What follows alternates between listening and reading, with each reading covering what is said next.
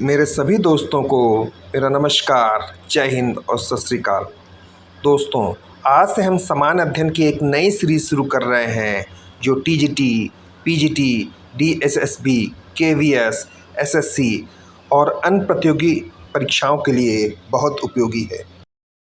आज की वीडियो में पहला प्रश्न है, इनमें से किसे भारत का महान वृद्ध पुरुष कहा जाता है? क्या प्रश्न है? इनमें से किसे भारत का महान वृद्ध पुरुष कहा जाता है?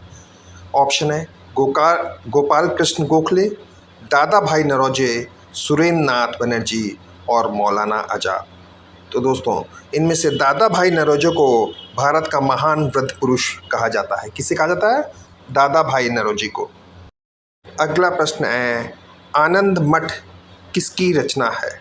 प्रश्न है, आनंद मठ किसकी रचना है? ऑप्शन है विद्यासागर, शरत चंद्र बोस, मुंशी प्रेमचंद और बंकिम चंद्र चटर्जी। तो दोस्तों, जो आनंद मठ है वो बंकिम चंद्र चटर्जी की प्रमुख रचना है। किसकी? बंकिम चंद्र चटर्जी की। अगला प्रश्न है, भारतीय स्वतंत्रता आंदोलन के इतिहास में उग्रपंथी नरमपंथी दल से कब अलग हुए? ऑप्शन है 1905 में, 1907 में, 1919 में और 1980 में।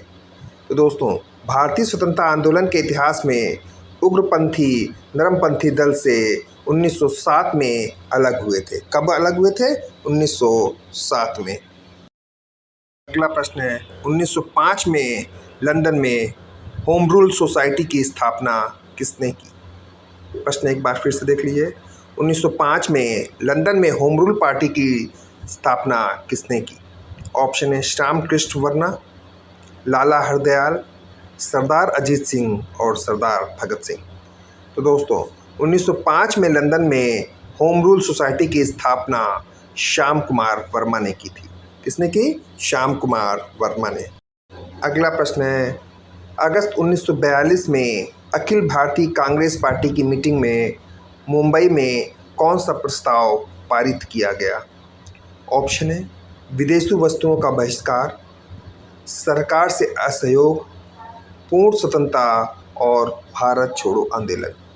तो दोस्तों, 1942 में अखिल भारतीय कांग्रेस पार्टी के अधिवेशन मीटिंग में भारत छोड़ो आंदोलन का प्रस्ताव पारित किया गया। कौन सा? भारत छोड़ो आंदोलन का प्रस्ताव पारित किया गया। अगले प्रश्न की ओर चलते हैं, इनमें से कौन सा नेता नरमपंथी था? बाल गंगाधर तिलक, लाला लाजपत राय, दादा भाई नौरोजी और विपिन चंद्र पाल। तो दोस्तों, इनमें से दादा भाई नौरोजी नरमपंथी दल के नेता थे। कौन? नरमपंथी नेता थे दादा भाई नौरोजी। होम रूल लीग की स्थापना किसने की? एनी बेसेंट ने, मोहम्मद अली जिन्ना ने, महात्मा गांधी ने और गोपाल कृष्ण गोखले ने। तो दोस्तों, होम रूल लीग की स्थापना श्रीमती एनी बेसेंट ने की थी। किसने की थी? श्रीमती एनी बेसेंट ने। इंडियन नेशनल यूनियन की स्थापना कब हुई? प्रश्न है, इंडियन नेशनल यूनियन की स्थापना कब हुई?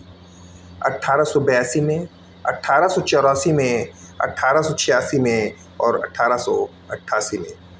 तो दोस्तों, इंडियन नेशनल यूनियन की स्थापना 1884 में हुई थी। कब हुई थी? 1884 में इंडियन नेशनल यूनियन की स्थापना हुई।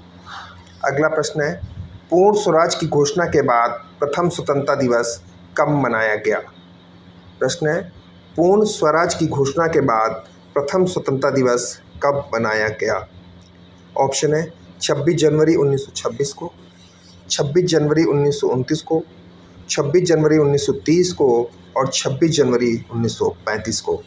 तो दोस्तों, पूर्ण स्वराज की घोषणा के बाद प्रथम स्वतंत्रता दिवस 26 जनवरी 1930 को मनाया गया। भारत में प्रथम आंतरिक सरकार की स्थापना कब हुई? ऑप्शन है 9 अगस्त 1945, 2 अगस्त 1946, 13 अक्टूबर 1946 और 29 फरवरी 1947। तो दोस्तों, भारत में प्रथम आंतरिक सरकार की स्थापना 13 अक्टूबर 1946 को की गई। कब? 13 अक्टूबर 1946 को। अगला प्रश्न है, भारतीयों ने साइमन कमीशन का विरोध क्यों किया? ऑप्शन है लाला लाजपत की मृत्यु पर रोष के कारण, कमीशन का भारत आगमन अनुचित समय पर होने के कारण, कमीशन में किसी भी सदस्य का भारतीय के न होना, या कमीशन के प्रस्तावों पर असहमति के कारण। तो दोस्तों, इनमें से कमीशन में किसी भी भारतीय सदस्य का न होने के कारण भारतीयों ने साइमन कमीशन का विरोध किया था। क्यों किया था? क्योंकि इस कमीशन में कोई भी भारतीय सदस्य नहीं था। महात्मा गांधी ने 1932 में आमरण अनशन क्यों रखा? ऑप्शन है ब्रिटिश सरकार द्वारा दलितों के लिए प्रत्येक चुनाव की घोषणा, द्वितीय गोल में सम्मेलन विफल रहा, कांग्रेस और मुस्लिम लीग में खाई बनी और इनमें से कोई नहीं। तो दोस्तों, महात्मा गांधी ने 1932 में आमरण अनशन ब्रिटिश सरकार द्वारा दलितों के लिए पृथक चुनाव की घोषणा के कारण रखा। अगला प्रश्न है, भारत का राष्ट्रपति होता है भारत का वास्तविक शासक, राज्य का संवैधानिक अध्यक्ष, राज्य और सरकार का अध्यक्ष, बहुमत दल का नेता। तो दोस्तों, भारत का राष्ट्रपति राज्य का संवैधानिक अध्यक्ष होता है। किसका?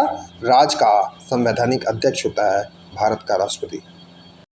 अगला प्रश्न है, इनमें से कौन सी भारत के राष्ट्रपति पद के लिए आवश्यकता योग्य नहीं है? वह भारत का नागरिक हो, वह 35 वर्ष की आयु पूरी कर चुका हो, उसने लोकसभा के सदस्य निर्वाचित होने के लिए निर्धारित सभी योग्यताएं हों, वह संसद के किसी सदन का सदस्य ना हो। तो दोस्तों, इसमें राष्ट्रपति पद के लिए वह संसद के किसी सदन का सदस्य हो, ये आवश्यक नहीं है।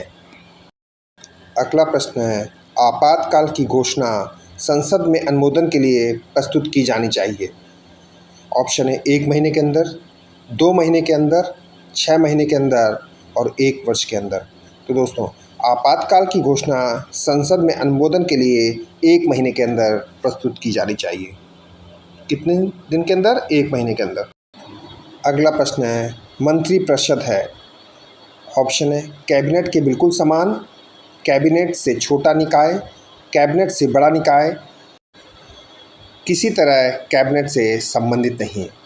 तो दोस्तों, जो मंत्रिपरिषद होता है वो कैबिनेट से बड़ा निकाय होता है। किससे? कैबिनेट से बड़ा निकाय होता है मंत्रिपरिषद। अगला प्रश्न है, राज्यपाल का वेतन किस कोष से आता है? प्रश्न है, राज्यपाल का वेतन किस कोष से आता है? भारत की संचित निधि से, राज्य की संचित निधि से, राज्य और केंद्र की संचित निधि में से 50-50 के अनुपात में, और राज्य की आकस्मिक निधि से।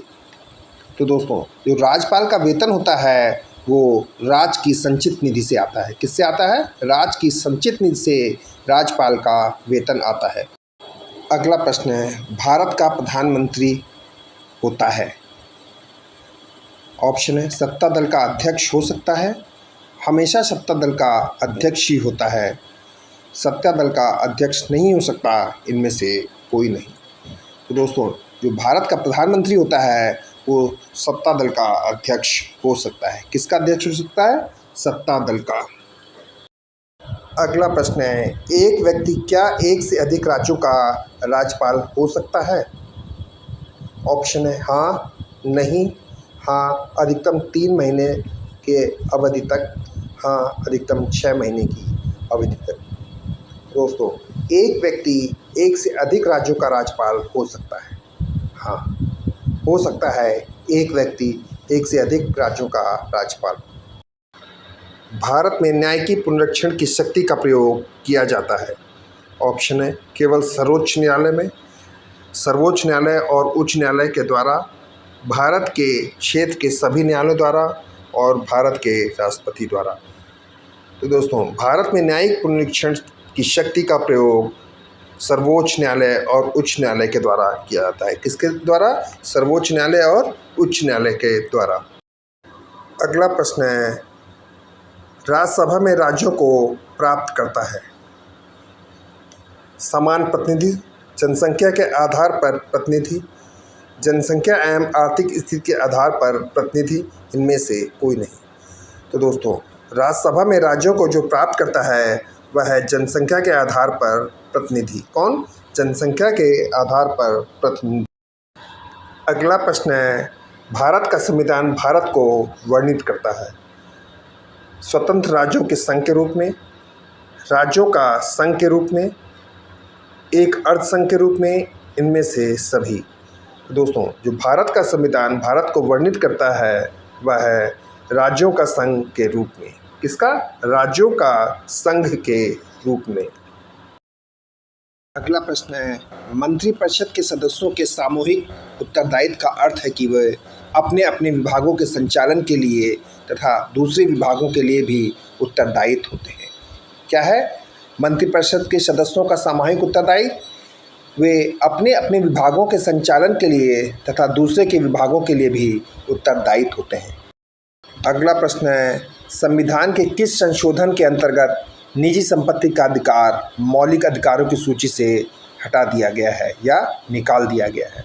प्रश्न है, संविधान के किन संशोधन के अंतर्गत निजी संपत्ति का अधिकार मौलिक अधिकारों की सूची से निकाल दिया गया है? ऑप्शन है 24वें, 42वें, 44वें और 49वें। तो दोस्तों, निजी संपत्ति का अधिकार मौलिक अधिकारों की सूची से 44वें संशोधन में निकाल दिया गया है। किसमें? 44वें संशोधन में। अगला प्रश्न है, 26 सितंबर 1995 को 25 किलोमीटर के फसल पर एक विनाशकारी घटना घटी। ऑप्शन है धनबाद से, बरौनी से, पटना से और गया से। तो दोस्तों, 26 सितंबर 1995 में जो 25 किलोमीटर फसल के एक विनाशकारी घटना घटी थी वो धनबाद से थी। कहाँ? अगला प्रश्न है, 11 सितंबर 2001 को यूएसए में किस इमारत को आत्मघाती वायुयान हमले से ध्वस्त कर दिया गया? ऑप्शन है Statue of Liberty, Empire State Building, Sears Tower या वर्ल्ड ट्रेड सेंटर। तो दोस्तों, 11 सितंबर 2001 को यूएसए की वर्ल्ड ट्रेड सेंटर को वायुयान हमले से ध्वस्त कर दिया गया था।